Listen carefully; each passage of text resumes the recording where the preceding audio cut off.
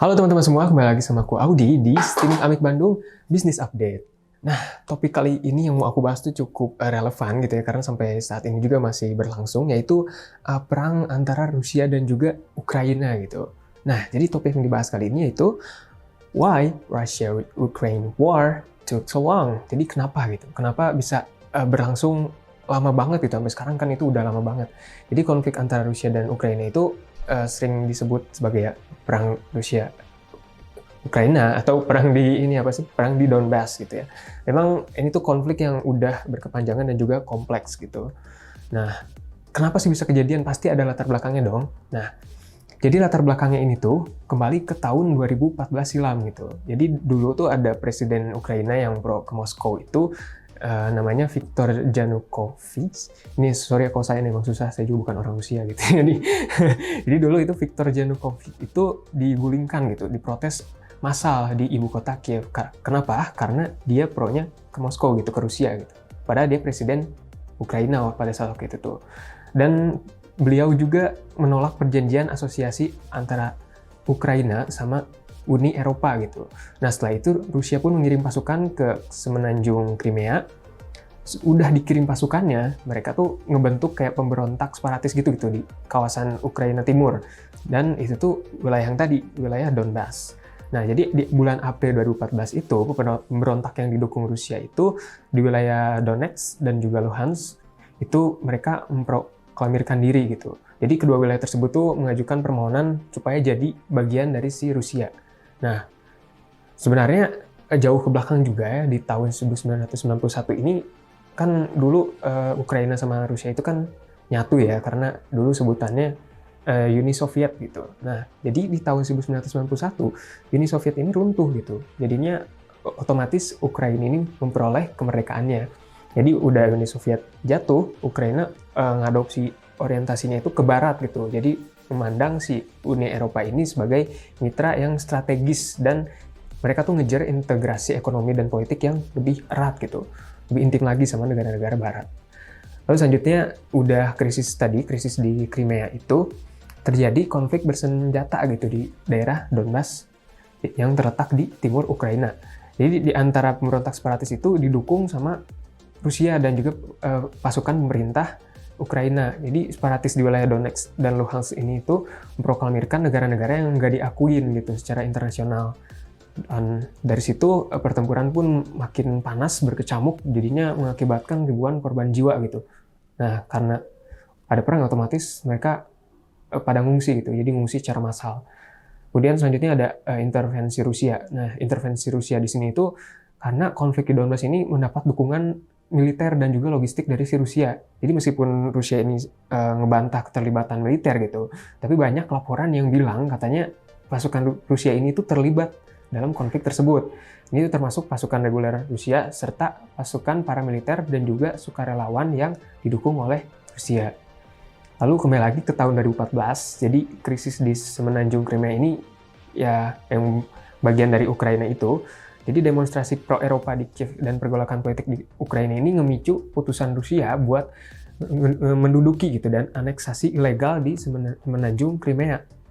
Di tindakan ini tuh mendapat kecaman dong ya dari dunia internasional yang luas gitu. Jadinya hubungan antara Rusia dan Ukraina ini makin tegang. Nah, kemudian respon internasional terhadap tindakan Rusia gitu dan juga sanksi ekonomi yang diberlakukan oleh Uni Eropa ini terus sama Amerika Serikat dan juga negara-negara lainnya. Jadi sanksi ini tuh dirancang buat ngasih tekanan ekonomi dan juga politik ke Rusia gitu. Jadi ini tuh salah satu upaya buat ngakhiri si konflik tersebut gitu. Supaya si wilayah Ukraina tersebut itu kembali lagi gitu. Jadi integritasnya itu kembali. Dan jadi di bulan Juli tanggal 14 tahun 2014 itu ada pertempuran ya di Donetsk mengakibatkan pesawat Malaysia Airlines ini tuh yang berangkat dari Belanda itu ditembak jatuh gitu saat melewati Ukraina Timur. Nah, itu cukup mengenaskan banget sih. Jadinya udah latar belakang tadi kita sebutin, udah jelas dong ya alasan-alasan utamanya kenapa perang ini tuh lama gitu. Nah, yang pertama itu ada faktor sejarah dan juga budaya. Nah, faktor sejarah dan budayanya apa? Jadi hubungan antara Rusia dan Ukraina ini punya sejarah yang rumit gitu, kompleks. Jadi ditandainya oleh ikatan budaya, linguistik, dan juga sejarah yang dalam. Serta periode ketegangan dan konflik ini, akar konfliknya itu dapat ditelusuri gitu hingga era Uni Soviet. Jadi waktu Ukraina ini masih bagian dari Uni Soviet, warisan sejarah tersebut, termasuk perbedaan visi identitas nasional dan aspirasi geopolitiknya juga udah memainin peran signifikan dalam ketegangan yang terus berlanjut. Kemudian selanjutnya ada sengketa wilayah. Jadi konflik Ukraina ini tuh muncul setelah aneksasi Crimea dan Rusia pada tahun 2014 tadi gitu ya, yang mendapatkan kecaman internasional tersebut. Nah, jadi sengketa wilayah terkait Crimea tersebut serta status wilayah separatis Donetsk dan Luhansk tadi itu jadi isu sentral gitu. Yang terpusatnya itu yang bikin konfliknya tuh ini gitu. Jadi kedua belah pihak pun punya posisi yang kuat tentang kedaulatan dan juga kontrol atas si wilayah tersebut gitu. Jadi ya damai itu jadi makin sulit dicapai gitu. Terus kemudian ada minat geopolitik. Konflik ini tuh dipengaruhi sama minat geopolitik yang lebih luas gitu. Jadi Rusia ini berusaha mempertahankan pengaruhnya atas Ukraina dan menganggapnya sebagai zona penyangga yang penting dan bagian integral dari lingkup pengaruhnya. Tapi di sisi lain gitu, Ukraina ini mau memperkuat hubungan sama Uni Eropa dan juga NATO gitu, yang menjadi perhatian si Rusia. Jadi keterlibatan aktor eksternal dan minat mereka yang beda-beda ini semakin mempersulit gitu. Jadi penyelesaiannya makin susah, jadi makin panjang gitu. Kemudian selanjutnya ada ketidakseimbangan militer. Jadi Rusia ini tuh kekuatan militernya lebih kuat gitu ya dibandingkan Ukraina, termasuk persenjataan canggih dan juga kekuatan militernya juga lebih gede gitu. Keunggulan militer ini jadi membuat si Rusia ini mempertahankan si posisi kekuatannya gitu. Jadi si Ukraina ini tuh makin susah gitu buat ngelawan agresi Rusia ini secara efektifnya itu gimana gitu, makin susah. Jadi asimetri dalam kemampuan militer ini tuh udah menyebabkan konflik yang cukup lama karena Ukraina juga sulit gitu buat mempertahankan integritas wilayahnya. Kemudian selanjutnya ada perjanjian Minsk dan tantangan implementasinya. Jadi sebenarnya udah beberapa perjanjian tuh udah pernah dibuat gitu ya sama mereka tuh. Jadi beberapa perjanjian gencatan senjata, terutama perjanjian Minsk ini itu ditandatangani pada tahun 2014 dan juga 2015. Yang bertujuan buat apa? Jadi buat mencapai si penyelesaian damai konflik ini gitu. Tapi implementasi tersebut tuh menghadapi beberapa challenge itu, ada tantangannya, termasuk pelanggaran gencatan senjata, perbedaan interpretasi, dan juga kesulitan buat narik si pasukannya kembali gitu. Jadi faktor-faktor ini tuh menghambat kemajuan dan konflik otomatis makin panjang. Kemudian ada konsekuensi kemanusiaan dan ekonomi. Jadi konflik ini tuh punya kayak konsekuensi kemanusiaan gitu dan ekonomi tuh yang parah banget gitu buat ya kedua belah pihak, mau Ukraina mau Rusia ya, dua-duanya rugi gitu. Ribuan orang tewas, jutaan orang terusir gitu. Jadi buat ngebangun balik infrastruktur, buat mengatasi kebutuhan kemanusiaan tersebut, terus mengelola dampak ekonominya, itu tuh jadi tantangan terbesar gitu. Yang otomatis memperpanjang konflik juga. Nah, jadinya dulu yang 2014 itu pecahnya ya, perang Rusia versus Ukraina ini pada hari Kamis 24 Februari 2014. Jadi di tanggal tersebut itu ada serangkaian peristiwa-peristiwa gitu yang bikin konflik ini makin naik gitu antara kedua negara. Jadi yang pertama itu sejak November 2013 ya ada demonstrasi di Kiev gitu. Jadi demonstrasi besar-besaran ini tuh udah berlangsung di Kiev, di ibu kota Ukraina ya. Jadi sebagai protes terhadap keputusan pemerintah Ukraina saat itu yang menunda penandatanganan perjanjian asosiasi sama Uni Eropa dan lebih memilih hubungan yang dekat sama Rusia gitu. Ya, jadi warganya maunya asosiasi sama Uni Eropa tapi ya ininya si pemimpinnya hubungannya dekatnya sama Rusia gitu. Terus selanjutnya ada pergantian kekuasaan. Jadi di 21 Februari 2014 itu kan kesepakatan kan ditandatanganinya tuh sama antara presiden Ukraina gitu saat itu tuh ya Viktor Yanukovych dan para pemimpin oposisi yang termasuk pemimpin protes Vitali Klitschko dan juga Arseniy Yatsenyuk gitu. Dan kesepakatan tersebut tuh mencakup pemilihan presiden awal gitu, membutuhkan pemerintah koalisi baru dan juga perubahan konstitusi untuk ngurangin si kekuasaan presiden. Kemudian selanjutnya di 24 Februari 2014 itu ada aneksasi Crimea.